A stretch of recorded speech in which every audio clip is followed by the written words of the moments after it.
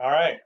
Well, I want to thank anyone who is listening and taking the time to watch us today. And I am here today. I'm Senator Jeff Smith from the 31st Senate District in West Central Wisconsin, but I'm here today with my colleagues and good friends, LaTonya Johnson, Senator. Won't get your number right. I think it's the 6th, right?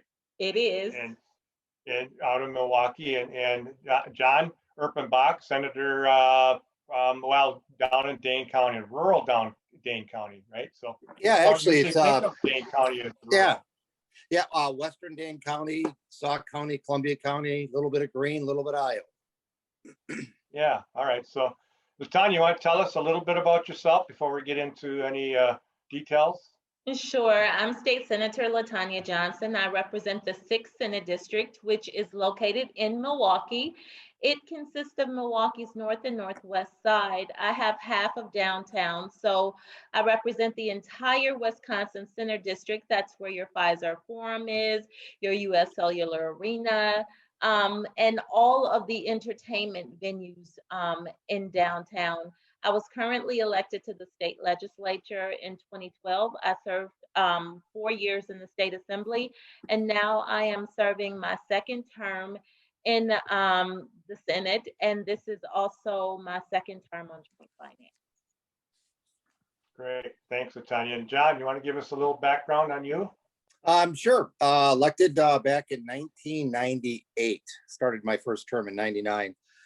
This has been, I think it's my third or fourth state budget as far as being a member of the Finance Committee. I've always either chaired the Health Committee or have been on the Health Committee since I was elected. So healthcare, health insurance, access to affordable care, things like that, Jeff, are things that have always been really important to me. My district is really unique. You know, basically, if you do it by the cities, it's pretty much Baraboo over to Portage, down through just skirting Sun Prairie, then, you know, over to Middleton, Verona, Mount Horeb, Katwanaki, down to New Claris. So it's a really unique district in the fact that I think it's prettiest parts of the state, but we all say that, right? And I also think economically it's unique simply because it's mostly suburban, but believe it or not, I've got a lot of ag land, family farms in my district as well. So love it in the state Senate, and I love working with the folks who elected me. Yeah, and I'll let you get away with saying that about your district because you're a guest, John, but I know that I have the most beautiful district. Yeah. So, and I should remind folks that why you two are here today, because you are on Joint Finance Committee and represent our caucus on Joint Finance, and we want to get your thoughts on the process. So, Governor Evers introduced his biennial budget in February, and we like to say that this budget really is about helping Wisconsin bounce back and better than it was before the pandemic hit. So what are some of the key proposals you see in the budget that could help our state recover and move forward? We'll start with you, LaTonya. There's a lot of things in the governor's budget that I like. It's a $91 billion budget, and he rightly reflects to it as the people's budget because he spent a lot of time talking to organizations, to people, and getting their input in what they want to see in the budget. The same with legislatures. But I would have to say that a few of my favorite, one of them is Bucky's Promise, expanding free tuition at the UW campuses for individuals that earn less than $60,000. For me, in my opinion, I think that that would be a game changer for this state. It would allow more individuals, especially from lower income families, to go to college and get an education and then come back into the workforce and actually provide, what the state provided for them at very low to no cost. We could use that in this state. One of the other things that is a favorite of mine is the governor proposed $54 million for mental health supports in our schools. We all know that our kids were facing some challenging times before the pandemic, and the pandemic just exacerbated that. So making sure that our children are mentally okay is one of the important things for me. I appreciate that. Thanks, LaTonya. Those are a couple of key provisions that probably fly under the radar a little bit with all the Yeah. headlines that we see out there. And John, you have mentioned that you represent more of a rural area in southwestern Wisconsin, southeastern Wisconsin. So what do you think is in the budget that really supports those family farmers in your district? Well, especially the family farms and the small towns, the small main streets, broadband expansion. For crying out loud, Jeff, it's 2021. And I have broadband at my house, but I know somebody who's less than half a mile from me who does not have it. Not because they don't want to have it, they just don't have access to it. So broadband expansion here in the state, we've been behind the curve here for a while, and each budget the governor's introduced, this is the second now, has always called for more money into broadband than the Walker administration had called for. To me, broadband is the great equalizer in the fact that it provides opportunity no matter where you live here in the state. It provides opportunity to go to school. It provides opportunity to start a small business. It provides opportunity for you to become more efficient on the farm. Not that broadband is the end all be all, but again, we talk about opportunity here in this state, and it shouldn't matter where you live, that you have access to opportunity if you want it. So broadband is really important.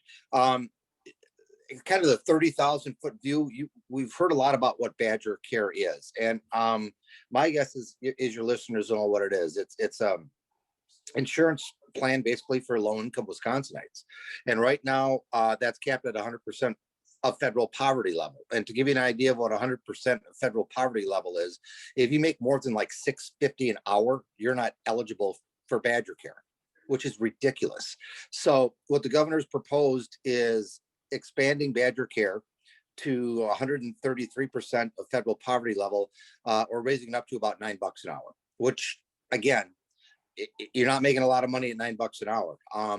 So the idea on Badger Care is to make sure that people have access to good quality care at certainly a price they can afford. But just as importantly, is when you're accessing Medicaid money from the federal government, this is kind of like a twofer.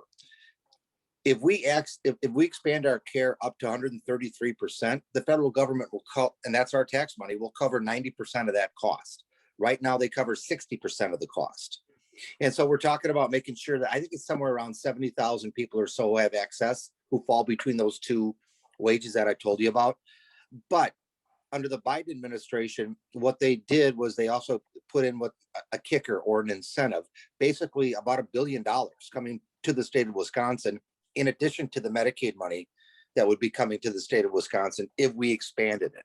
And Republicans have always been against this, and I don't understand why. We're just talking about the lowest of income people here in the state having access to healthcare. So that's a really big mechanism within the governor's budget, and part of the reason why the governor is able to spend money on K-12, more money on K-12, for example, is because we take, under the governor's proposal, the Medicaid expansion. So, I got to ask this question, John, because I think there's a misperception out there of what Badger Care is. It's not a handout, is it? No. I mean, it's affordable health care. It means people have to pay for it, but it's affordable. But you're right, and it's to the point where you're not making the choices on your paycheck if I'm going to pay rent or if I'm going to buy groceries or whatever because I have to pay so much for my health care. You're right, it is affordable, and that's the key. And making sure that people are covered, whether or not it's through the exchange at the federal level or, in this case, expanding Medicaid. If that happens, healthcare costs come down overall a little bit because people will be insured who are walking in now to our emergency rooms or walking into the hospital, where in some cases they're not, either because they didn't get it through the exchange or they just simply can't afford it out there on their own. So it's the right thing to do. It's the compassionate thing to do. And fiscally, you can't be a fiscal conservative and turn down $1 billion from the federal government of our money. Jeff, that's money we send out to Washington, D.C., and they're saying, here, take it back. Now, if that were transportation money, the Republicans would be tripping all over themselves to take it. To me, they're the same thing. It's our dollars coming back to Wisconsin. We should take advantage of that. Well, of course, John, I would argue that maybe not that transportation money if it's light rail, right, or high-speed rail. But we don't want to go down there. We don't want to go down there. We can talk about high-speed rail. Yeah. So LaTonya, you know, I know that we oftentimes say that the budget is the most important piece of legislation we discuss, we work on, and we vote on through our whole 2-year session. So with that in mind, and because both of you are so involved with the process, why is it that the budget is so important to our state? I think the budget is so important because it's a moral document. It says where your priorities and your responsibilities lie. And when we see the governor create this moral document that helps our kids and their families, but also small businesses, um, we see where his priorities lie. The difficult part is that, joint finance is made up of 16 individuals, 4 Democrats, 12 Republicans. And sometimes the hard piece of being on joint finance is to see those pieces that you care about ripped out. And in your communities how those programs would benefit people. We're talking about Badger Care. We can't afford to leave that type of money on the table. Think of how many other programs could be funded if we took those Badger Care dollars, especially in communities like mine where the health disparities are running rampant and COVID-19 proved that. A lot of that comes because there's no equity in the systems. And if we could take those other extra dollars and invest that into communities, into people, to make sure that there's some equity, not only in healthcare, but in terms of how people live in their communities, in their schools, the state would be so much better for it. But we can't allow Republicans to continue to tell us that the state has no money. We can't afford the things that the state needs to function and to help people live a more comfortable life. The fact that they're willing to leave $1.6 billion on the table is proof that we can afford whatever the state needs to function. They don't keep getting to say which federal dollars are good and which federal dollars are bad. The reality is that it's our money, and that money deserves to come home and deserves to be spent in Wisconsin to help improve our community.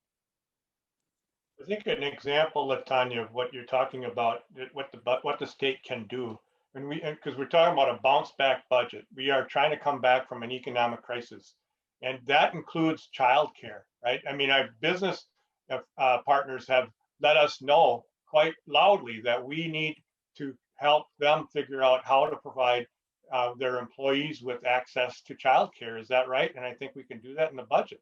The governor proposed $140 million for childcare to help provide some form of equity, to help with scholarships and grants, to help pay teachers more, to help daycare centers improve their quality of care. In one of the zip codes that I represent, 53206, the median resale value of a house in that zip code is $4,300. And that zip code has no 5-star daycare centers. If we're talking about closing the educational gap between kids of color and kids of non-color, we need to start by making sure that every community, every zip code has access to quality care, and that includes quality child care. And right now, the state can't provide that in every single community, which is another example of why we need to take those extra dollars and invest it back into the community. I think that's a classic example of how the budget can work for people. Hey, John, could you tell us a little bit more with your vast experience on joint finance of what can Wisconsinites expect during this budget timeline?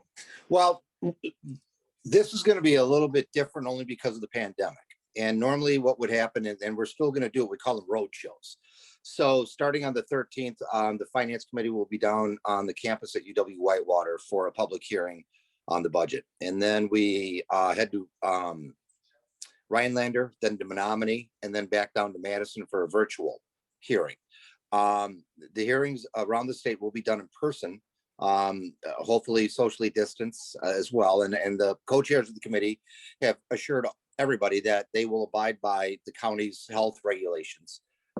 So that being said, it's an opportunity for people around the state, whether they can attend the hearing or not, and I'll tell you why in a minute, that they voice their opinion on something. If they support something in the governor's budget, the finance committee needs to hear about it. If they don't support something in the budget, the finance committee needs to hear about it. And you can either do that in person if we're in your neck of the woods, or you can submit written comments anytime to the joint members of the Joint Committee on Finance throughout the entire process.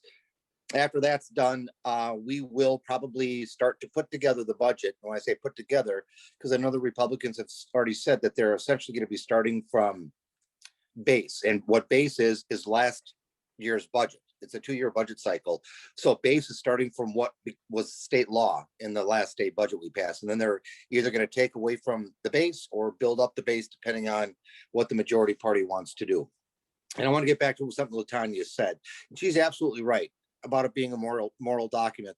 You know, the old saying, Jeff, in this game, and you know it, is that if you want to see a political party's priorities, show me how they spend their money, meaning our taxpayers' money. And what the governor's proposed and the amount of money, which is great for K-12 education, for the Tommy Thompson, former Republican governor, said this is the best budget for the UW system he's ever seen.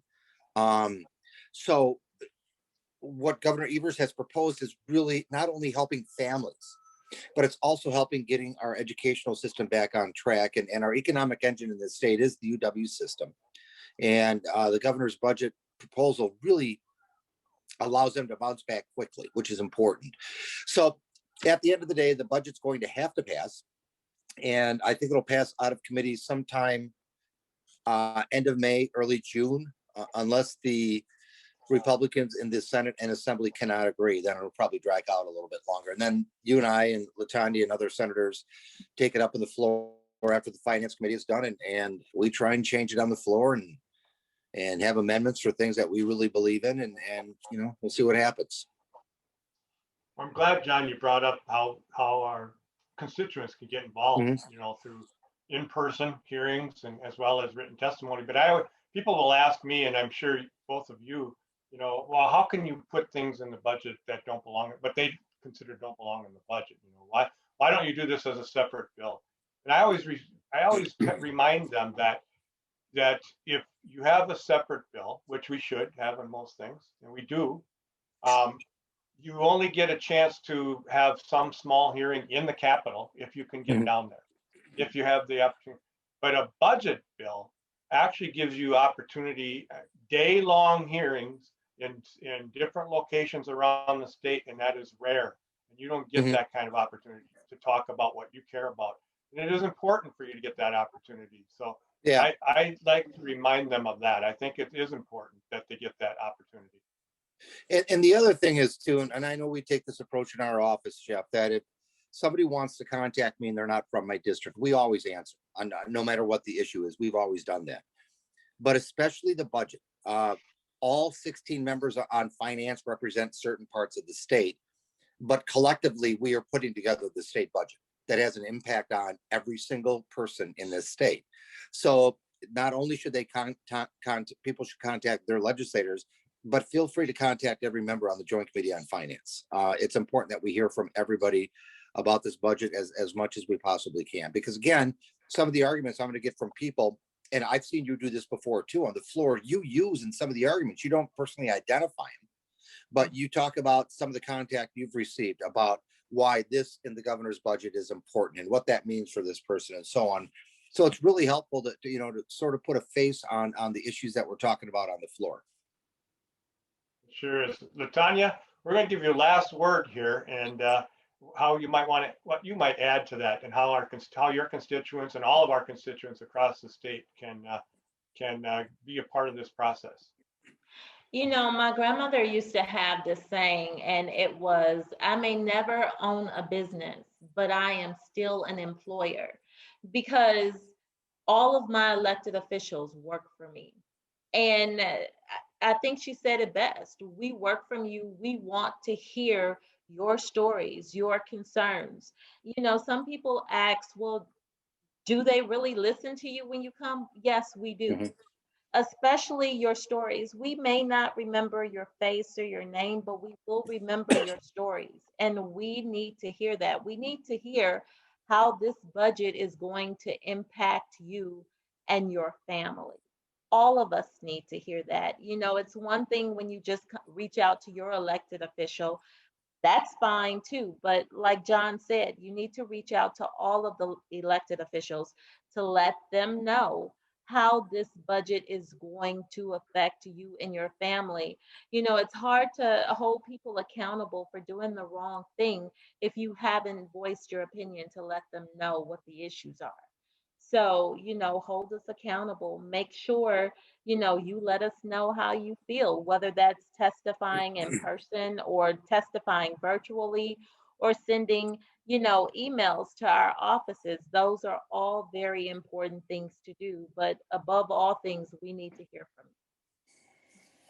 Thanks, LaTonya. Thanks, John. And I really appreciate that. And I got to tell you, that's my favorite part of this job is listening to people's stories. So thank you for telling your story today and giving us the time to explain the budget. Have a good day. Thank Thanks, John. you.